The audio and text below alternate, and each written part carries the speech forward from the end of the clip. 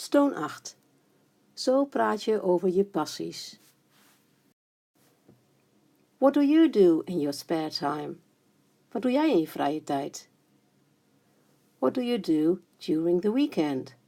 Wat doe jij tijdens het weekend? When did she get into fishing? Wanneer raakte zij geïnteresseerd in vissen? How did you get interested in filmmaking? Hoe raakte jij geïnteresseerd in het maken van films? I got interested in dancing when I was 10. Ik raakte geïnteresseerd in dansen toen ik 10 was. I started fishing when a friend told me about it. Ik begon met vissen toen een vriend me erover vertelde. I love going to the gym because it keeps me fit. Ik hou ervan om naar de sportzaal te gaan, want het houdt me fit. I go running almost every day because it gives me energy.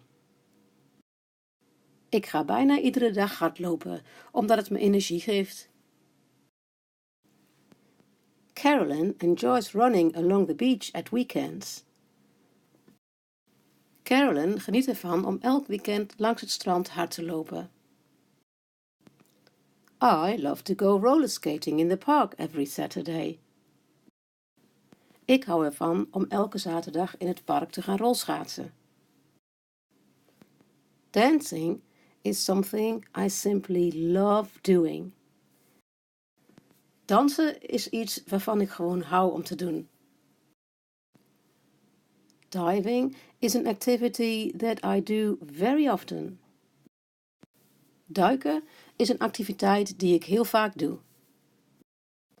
Filmmaking is something I can't get enough of. Film maken is iets waar ik geen genoeg van kan krijgen.